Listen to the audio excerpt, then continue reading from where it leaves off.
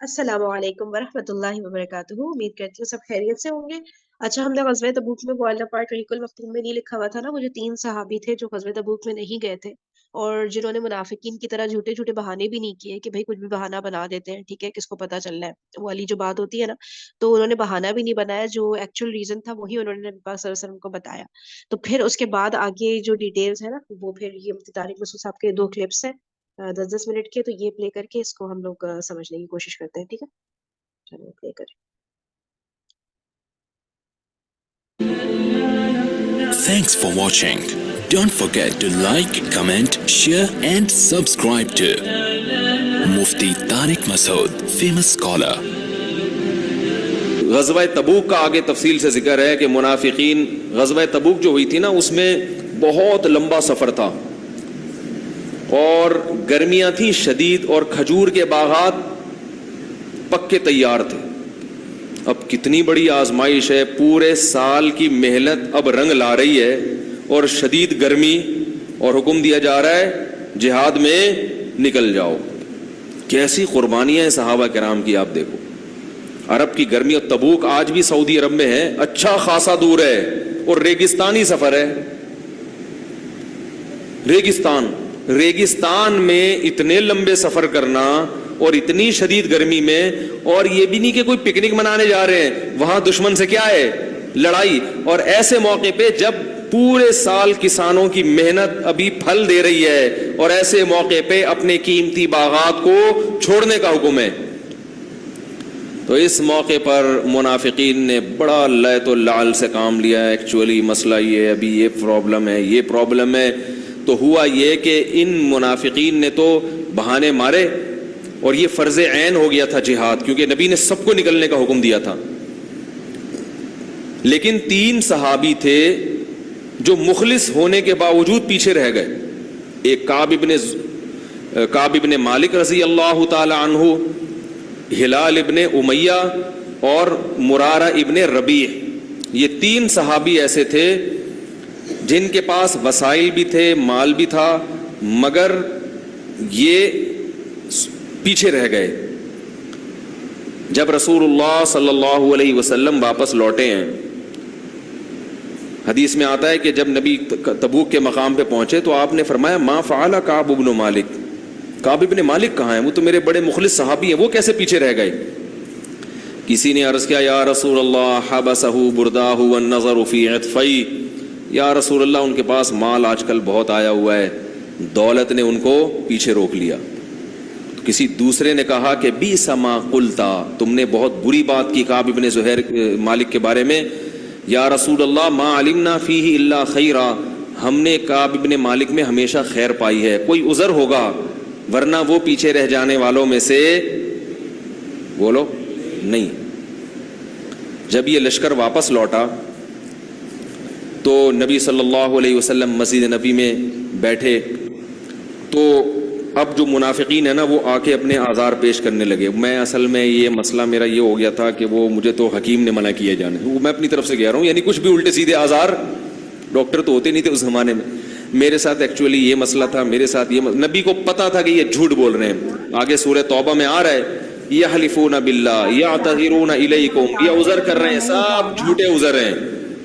لیکن نبی صلی اللہ علیہ وسلم ان کے زبان سے نکلے ہوئے کلمات پر فیصلہ کر رہے تھے کہ تم کہہ رہے عذر تھا تو ہم مان لیتے ہیں، حالانکہ آپ کو معلوم تھا کہ یہ جھوٹ بول رہے ہیں، لیکن نبی نے ان کے ظاہر کو مانا کہ ٹھیک ہے۔ تو اب کیا ہوا، نبی صلی اللہ علیہ وسلم جب واپس تشریف لائے، چونکہ یہ سورہ توبہ میں پوری غزوہ تبوک کو بڑی ڈیٹیل میں بیان کیا گیا ہے، اور اس میں اس واقعے کو بھی اللہ نے ہائی لائٹ کیا ہے۔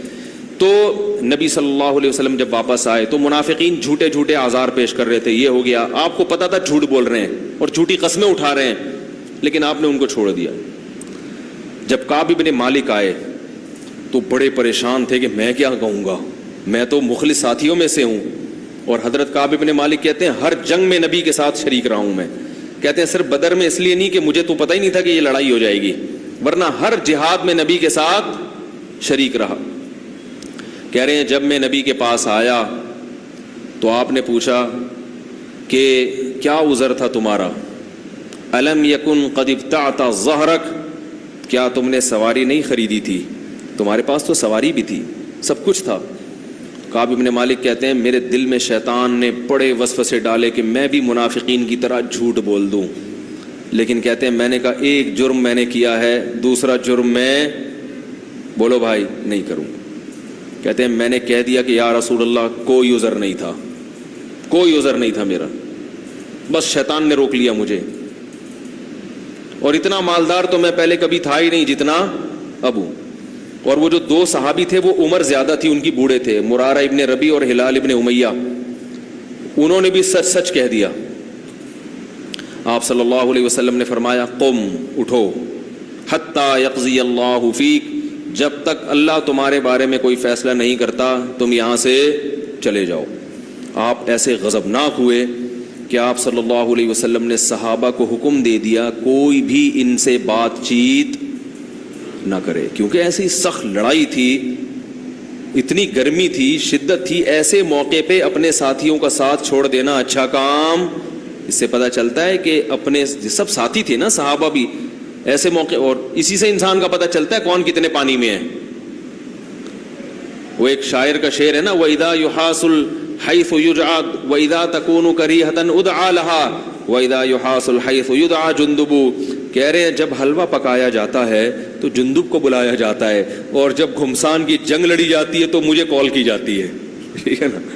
تو غیرت مند لوگوں کو کب یاد کیا جاتا ہے؟ مشکل میں، اور وہ کیونکہ وہ مشکل میں ساتھ دیتے ہیں، اور جو ساتھ مشکل میں نہیں دے رہا، صرف افطار پارٹیوں میں تو آپ کے ساتھ آ رہا ہے، مشکلات میں آپ کا ساتھ چھوڑ دیتا ہے، وہ غیرت مند اور دوستی کے قابل نہیں ہے۔ یہ دوسروں کے بارے میں نہیں، ہمیں اپنے بارے میں سوچنا چاہیے کہ ہم ایسے، ہم تو ابھی پتہ ہے کیا ذہن میں آ رہا ہوگا، وہ جو بندہ ہے نا صحیح کہہ رہے ہیں مفتی صاحب اس کے بارے میں۔ ہمیں چاہیے کس کے بارے میں؟ اپنے بارے میں، کہ کیا میں ایسا ہوں یا نہیں ہوں۔ تو نبی نے فرمایا جاؤ اللہ تمہارے بارے میں فیصلہ کرے گا، اور صحابہ کو حکم دے دیا کوئی ان سے بات چیت نہ کرے، اور بیویوں کو حکم دیا وہ بھی الگ ہو جائیں ان سے۔ صحابہ نے پوچھا کہ طلاق دے دیں؟ فرمایا نہ طلاق مت دو، ان سے کہو الگ ہو جائیں، اپنے ماں باپ کے گھر چلی جائیں۔ وہ جو دو صحابی تھے بوڑھے، انہوں نے کسی خادم کو بھیجا کہ نبی سے جا کے پوچھیں کہ ہم نہیں، ان کی بیویوں نے پوچھا نبی سے کہ یا رسول اللہ یہ بوڑھے ہمارے دونوں شوہر کیا ہیں؟ بوڑھے ہیں، ان کو خدمت کی ضرورت ہے، تو ہم اگر اپنے ماں باپ کے گھر چلی جائیں گی تو یہ بوڑھے شوہر کی خدمت کرنے والا کوئی بھی نہیں ہے۔ تو نبی نے حکم دیا کہ ٹھیک ہے تم گھر پہ رہو مگر یہ تمہارے پاس نہ آئیں۔ تو انہوں نے کہا یا رسول اللہ یہ ہمارے پاس آنے کی سکت نہیں رکھتے، کیونکہ جب سے ان کا بائیکاٹ ہوا ہے اور پتہ چلا ہے کہ نبی ناراض ہیں، یہ رونے کے علاوہ کوئی کام نہیں کرتے۔ کعب بن مالک کہتے ہیں کہ مجھے لوگوں نے مشورہ دیا کہ تم بھی اپنی بیوی سے کہو کہ جا کے نبی سے پرمیشن لے آئیں۔ فرماتے ہیں میں نے کہا کہ وہ تو بوڑھے تھے، میں جوان ہوں، مجھے تو شرم آ رہی ہے۔ نبی بولیں گے تمہیں کیا خدمت کی ضرورت ہے بھائی؟ فرماتے ہیں میں نے نبی سے یہ درخواست، بولو بھائی، نہیں۔ کہتے ہیں 1 دن 2 دن 3 دن 4 دن ایسی حالت ہو گئی کہ جس کا قرآن نے ذکر کیا ہے سورہ توبہ میں، ضاقت علیہم الارض بما رحبت، زمین اپنی کشادگی کے باوجود ان پر تنگ ہو گئی۔ فرمایا میں بازاروں میں نکلتا لوگ مجھ سے منہ پھیر لیا کرتے تھے، 1 دن 2 دن 3 دن 4 دن 5 دن، کہتے ہیں ایسا لگتا تھا کہ میں زمین کیا ہو گئی ہے۔ دیکھو اس موقع پر اگر ذرہ برابر بھی نفاق ہوتا یا ایمان کمزور ہوتا، ہم ہوتے تو ہم کیا سوچتے کہ بھئی ساری زندگی ہم نے ساتھ دیا، اپنا وطن چھوڑ کے ہجرت کی، ہر میدان میں نبی کا ساتھ دیا، اگر ایک لڑائی میں شریک نہیں ہوئے تو کیا ہو گیا؟ ہم یہ کہتے نا، باقی تو سارے گئے ہیں، اگر میں نہیں گیا تو کون سا طوفان آ گیا، ہم یہ کہتے نا۔ اور اس پر اتنی سخت سزا ہمیں دی جا رہی ہے کہ بائیکاٹ کیا جا رہا ہے، ہماری بیویوں تک کو اپنے والدین کے گھر بھیج دیا گیا، اور کوئی مدینہ میں ہم سے بات کرنے کے لیے تیار نہیں ہے۔ کتنی بڑی آزمائش! یہ کہنا آسان ہے، جس پہ گزرتی ہے وہ جانتا ہے کہ کتنی بڑی آزمائش ہے۔ آج کسی سے عقیدت محبت ہونا، ذرا سی کوئی کوتاہی اس کی سامنے آ جائے، فوراً عقیدت کا جنازہ، ایک دم عقیدت کا جنازہ نکل جاتا ہے۔ تو اس موقع پر روم کا بادشاہ تھا, پتہ نہیں فارس کا, مجھے یاد نہیں. اس کو جب پتہ چلا نا کہ کعب ابن مالک جو سرداروں میں سے ہے اور ان کے ساتھیوں نے ان کے ساتھ یہ سلوک کیا کہ کوئی بات ہی نہیں کر رہا, تو اس نے ایسے موقع پہ دشمن فائدہ اٹھاتے ہیں نا, تو اس نے خط بھیجا کعب ابن مالک کی طرف. تو حضرت کعب ابن مالک کہتے ہیں کہ میں بازار میں چل رہا تھا کہ ایک پکارنے والا پکار رہا تھا, من یدل علی کعب ابن مالک, بھائی کعب ابن مالک کون ہے, کیونکہ وہ اجنبی تھا, دوسرے ملک سے آیا تھا. تو لوگ اشارہ کر رہے تھے وہ ہے, نام بھی نہیں لے رہے تھے کہ بات نہ ہو جائے, نبی نے منع کیا بات چیت, اشارہ کر رہے تھے کہ بھائی سمجھ رہے. وہ میرا بیٹا ہے نا, ایک دن چھوٹا سا بچہ, اس نے, میں نے اسے بولا یہ کس نے توڑا ہے, تو پتہ کیا کہتے ہیں, ایسے نا ایسے کر کے. وہ جب بھی میں کسی کو اشارہ کرتا ہوں تو مجھے وہ منظر یاد, وہ منہ سے نہیں بول رہا, ڈر رہا تھا, کہہ رہا ہے ایسے کر کے اس نے کیا ہے, تاکہ اس کو پتہ نہ چلے کہ میں اس کی طرف اشارہ کر رہا ہوں. تو بچے اس طرح کی حرکتیں کرتے ہیں. خیر کہنے لوگ کیا کرنے لگے, اشارہ, کیونکہ نبی نے بات چیت سے منع کیا ہے. کہہ رہے ہیں وہ میرے پاس آئے اور مجھے خط تھما دیا. اس خط میں لکھا تھا کہ ہمیں یہ پتہ چلا ہے, بادشاہ نے لکھا تھا کہ تمہارے ساتھیوں نے تمہارے ساتھ بڑا ظلم کیا, حالانکہ تم تو عزت کے قابل آدمی. دیکھو چڑھانے والے ایسے چڑھاتے ہیں نا, تم ذلت کے لائق نہیں ہو, تم عزت کے قابل ہو, تمہارے ساتھ ایسا سلوک نہیں ہونا چاہیے, تم ہمارے پاس آ جاؤ, ہم تمہیں عزت بھی دیں گے, پیسہ بھی دیں گے, حکومت بھی دیں گے. کوئی اور ہوتا کیسا پھسل جاتا ایسے موقع پہ. کعب ابن مالک کہتے ہیں میں نے اس خط کو ایسے کر کے پھاڑا اور میں نے کہا جیسے ایک آزمائش میرے اوپر آئی تھی, اب یہ اللہ کی طرف سے, ایک آزمائش میں ناکام ہوا تو اتنی سزا مل رہی ہے اللہ کی طرف سے. وہ سمجھتے ہیں یہ سب کس کی طرف سے ہو رہا ہے, اللہ کی طرف سے. انہوں نے کہا یہ اتنی بڑی آزمائش, پھاڑ دیا اس خط کو. کہتے ہیں پھر وہی کوئی بات ہی نہیں کر رہا. کہہ رہے میں جب مسجد نبی میں آ کے نماز پڑھتا, میں دیکھتا کہ نبی صلی اللہ علیہ وسلم میری طرف دیکھتے ہیں, لیکن میں جیسے ہی سلام پھیرتا تو آپ اپنے رخ کو میری طرف سے پھیر لیتے. کیسا شاک گزرتا ہوگا. یہاں تک کہ 40 دن اسی حال میں گزر گئے. مفتی طارق مسعود صاحب کے بیانات سننے کے لیے youtube.com/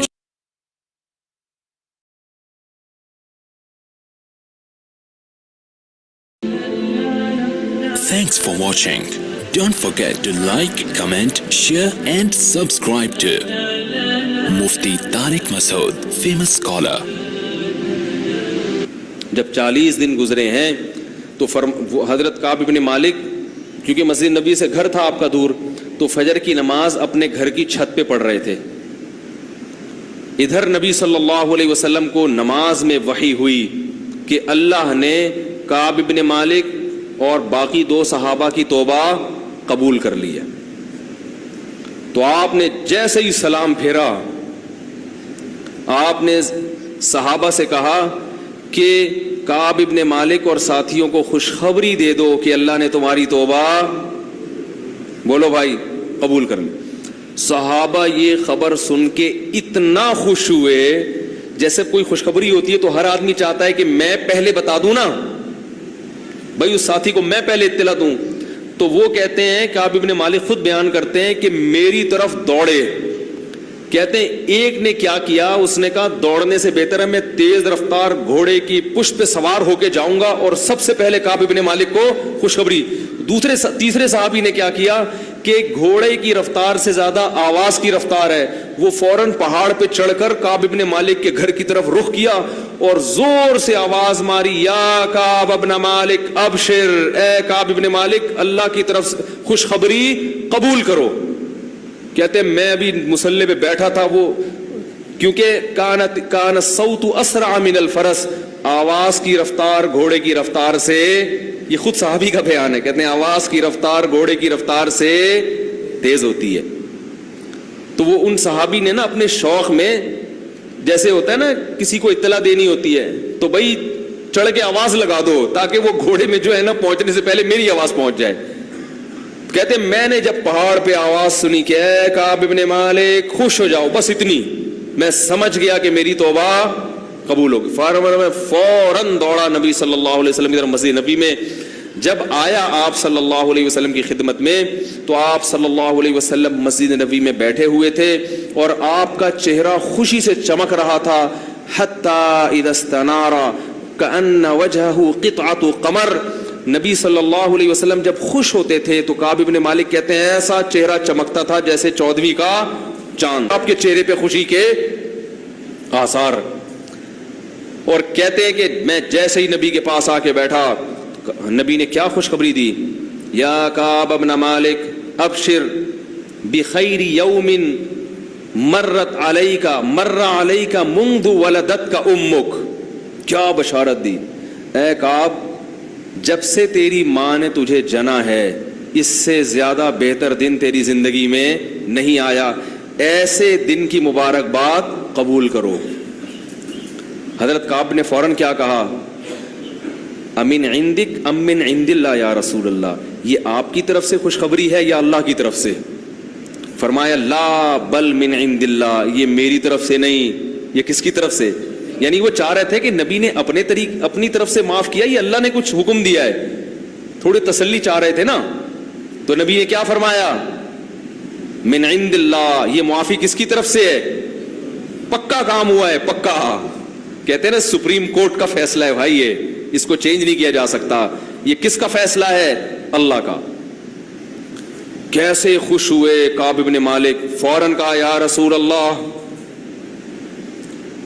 जिस अल्लाह ने मेरी तौबा कबूल की है, मेरी तौबा की तकमील ये है कि जिस माल ने मुझे जिहाद से रोका सारा माल सदका, जीरो हो जाऊंगा मैं, सब किसके हवाले? आपके हवाले, जहां चाहे खर्च करें। नबी ने फरमाया ना ना ना ना ना, ऐसा ना मत करो, ठीक है ना, कुछ रोको और कुछ सारा सदका कर दोगे। नबी तो अपने साथियों पे खैरख्वाह भी थे ना, हम होते हम कहते हैं ले आ ले आ ले आ। हम क्या कहते हैं, अभी जो जैसे चंदा मांगने वाला जो होता है ना, वो देखता है लोगों को गर्म करके अभी निकाल लो, ठीक है ना, चाहे वो बाद में जाके रो रहे हो यार सारे पैसे तो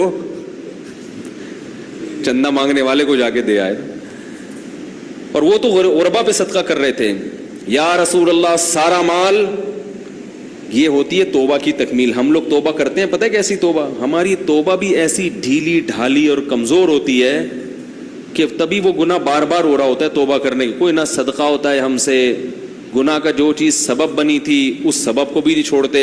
सहाबी ने कहा ये माल सबब बना है ना जिहाद से रोकने का, तो ये माल अब मैं नहीं रखूंगा, ये सारे बागात जो इस जमाने की करोड़ों की मालियत होगी सब सदका। फरमाया ना ना ना, सब नहीं, कुछ सदका करो। गालिबन 1/3 का हुक्म दिया कि 1/3 सदका करो। तो काब इब्न मालिक कहते हैं कि मैंने अज़म कर लिया कि अल्लाह ने मुझे सच की वजह से निजात दी है, तो मैं जिंदगी में कभी भी झूठ नहीं बोलूं। अल्लाह से एग्रीमेंट किया। और फरमाते हैं उसके बाद अल्लाह ने मुझे बहुत आजमाया।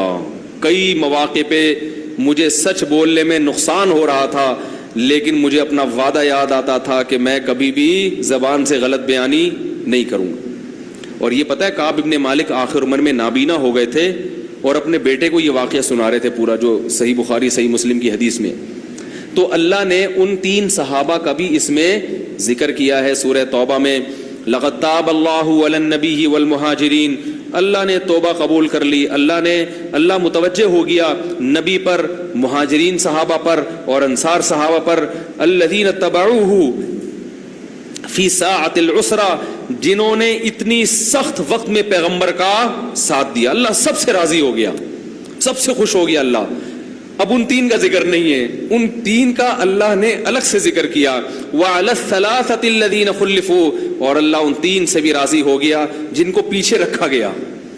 अब देखो अजीब बात है, हालांकि वो तो खुद पीछे रहे थे ना, लेकिन अल्लाह क्या कह रहे हैं पीछे उनको। इससे पता चलता है अल्लाह तौबा कबूल करने के बाद उनको ताना नहीं दे रहा। गोया अल्लाह ये बता रहे हैं कि एक हिकमत थी कि हमने शैतान को तुम पे मुसल्लत होने दिया कि चलो तुमसे गलती करा दे, ताकि लोगों के सामने ये आ जाए कि सहाबी से अगर गलती होती है तो उनकी गलती को देखकर बदगुमान ना होना, उनकी तौबा तुम्हारी तौबा से कई गुना तगड़ी होती है। उलमा कहते हैं कि बाज दफा इंसान से गुनाह होता है ना, ऐसी तौबा करता है और अल्लाह का ऐसा कुर्ब हासिल कर लेता है कि गुनाह ना होता तो ऐसा कुर्ब हासिल, बोलो भाई, ना करता। अब ऐसा नहीं कि आप गुनाह करना शुरू कर दें, لیکن بعض دفعہ ایسا ہوتا ہے کہ اب دیکھو وہ 3 صحابی اگر تبوک میں چلے جاتے تو وہ تبوک میں جانا اتنی بڑی آزمائش نہیں تھی, بہت بڑی تھی لیکن اتنی نہیں کہ جتنا 40 دن جو بائیکاٹ ہوا نا وہ اس سے بڑی آزمائش تھی.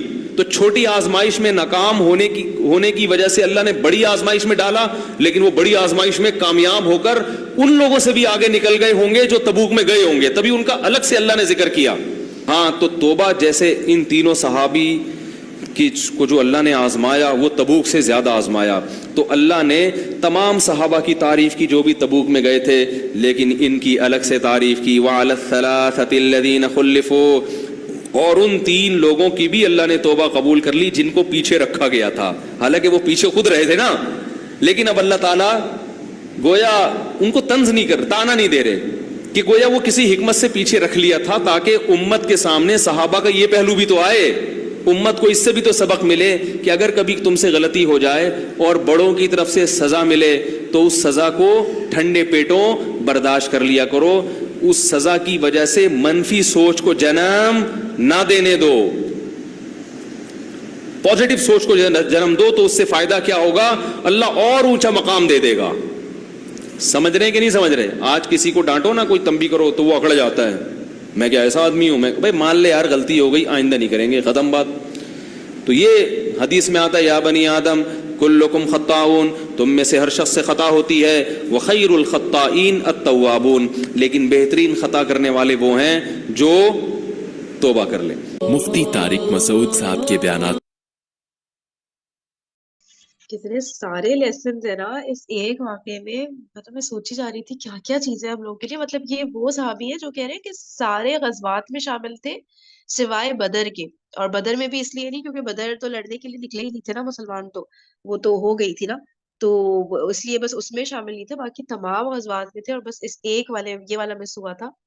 اور کیا پورا قصہ ہے نا یہ والا. مجھے ہو رہا ہے کہ میں ایک اور اسکالر کی بھی نا کسی کی ویڈیو پلے کروں جنہوں نے اور ڈفرینٹ اینگل سے اور اسپیشلی ہماری لائف پہ رکھ کے اس چیز کو بتایا ہو کہ ہم تھوڑی تھوڑی نیکی کو سمجھتے ہیں نا کہ بہت زیادہ کر لیا ہم نے نا, تو یہ چیز نا یہ ریفلیکٹ ہو اس کے اندر نا کہ چھوٹی سی بھی کوتاہی کو یا اس کو نا انسان ہلکا نہ سمجھے نا. تو آپ لوگوں کو کوئی اپنا ویو دینا ہے تو دے سکتے ہیں, نہیں تو پھر کل نا کوشش کرتی ہوں ایک اور کسی اسکالر کو ضرور پلے کروں اس واقعے کو. چلے اوکے انشاءاللہ پھر السلام کل. علیکم. جی جی وعلیکم اور اس السلام کے جی. علاوہ ایک سبق تو مجھے میرے خیال میں یہ بھی ملتا ہے کہ جیسے جو چیز رکاوٹ بن رہی ہے ایمان میں, اس ہاں ہاں چیز کو تھوڑا سا دور کرنا چاہیے تاکہ ہمارا ایمان جو ہے وہ پکا رہے. جیسے باغات تھے, ان کے پاس دولت تھی, تو انہوں نے وہ سارا یعنی کافی سارا اس میں سے صدقہ کر دیا. تو ہمیں بھی ہاں دیکھنا چاہیے کہ ہمارے ارد گرد وہ کون سی چیزیں ہیں جو رکاوٹ بن رہی ہیں کہ ہم نمازیں جو ہے وہ نماز ٹائم پہ نہیں پڑھ سکتے, یا کہ باقی جو ارکان ہیں ان میں تاخیر ہو رہی ہے, یا کہ ہاں اپنی طرف سے یعنی کہ کافی ساری چیزیں ہیں جو اس سے لیسن مل رہا ہے میرے خیال میں. تو یعنی دور کرنا چاہیے ان چیزوں کو, تھوڑا سا فاصلہ دینا چاہیے تاکہ ہم ایمان کی اور اللہ کے نزدیک اور زیادہ جا سکیں. بالکل صحیح کہہ رہی ہے. واقعی میں جو چیزیں رکاوٹیں بن رہی ہیں ہمیں دین میں آ کے جانا ہے. جیسے کسی کو کوکنگ کا بہت کریز ہے, ٹھیک ہے, اس کو ہوتا ہے میں یہ پکا لوں, میں یہ کر لوں, کھانا پک گیا تو میں میٹھا پکا لوں, تب میں یہ ایک ہوتا ہے نا ایڈکشن ہوتی ہے ہمیں کچھ چیزوں کی نا, جو کہ گناہ کا کام نہیں ہوتا. ظاہر ہے کوکنگ کوئی گناہ کا تھوڑی ہے, لیکن اس میں بھی اب آپ لگے ہی چلے تو آپ اس کی وجہ سے آپ کا دین پیچھے رہ جا رہا ہے, یا اولاد کے اوپر آپ اتنا ٹائم لگا رہے ہو کہ بس آپ کو اپنی کچھ پتہ ہی نہیں ہے. اور نہیں ہوتے کچھ لوگ کریزی ہوئے ہوئے ہوتے ہیں اولاد کے پیچھے کہ بھائی مطلب جی کچھ بالکل, ہوش ہی نہیں. اننیسیسری چیزیں جو ہے نا وہ ان کو کم کرنا چاہیے. جیسے مہمان آ گئے تو ہم بہت زیادہ کھانا بنانا شروع کر دیتے ہیں, چاہے وہ کھائے ہی نہ. کھانا اس میں تھوڑا سا ہوتا ہے, لیکن ہاں ڈشز کی اتنی بمبار لگا دیتے ہیں ٹیبل پہ کہ ٹیبل وہ بھی ایک طرف سے پیسے کا بھی ضائع ہوتا ہے, اور اس کے علاوہ بھی ٹائم وقت بھی کا بھی ضائع ہوتا ہے. صحیح. یہ بالکل چیزیں بالکل نہیں صحیح کہہ کرنی رہی ہے. چاہیے. ہاں کچھ چیزوں پہ نا بہت زیادہ کرتے ہیں اور وہ معاشرے میں ایکسیپٹیبل ہوتی ہے نا, تو ہمیں لگتا ہے ہم بہت ایک ہی کا کام کر رہے ہیں. تو وہ تھا نا کس نے ابھی کہا تھا کہ ہر اچھا کام ایک ہی نہیں ہوتی ہے, عائشہ عامر صاحبہ کہہ رہی تھی نا, بالکل تو ایسے واقعی اس کو سمجھنے کی ضرورت ہے. چلیے جزاک اللہ, بہت اچھا پوائنٹ بتایا آپ نے. تو انشاءاللہ کل کنٹینیو کرتے ہیں. اوکے جی, جزاک اللہ خیرا کثیرا, سبحانک اللہم و بحمدک, نشہد ان لا الہ الا انت, نستغفرک و نتوب الیک. السلام علیکم و رحمۃ اللہ وبرکاتہ. وعلیکم السلام ورحمۃ اللہ.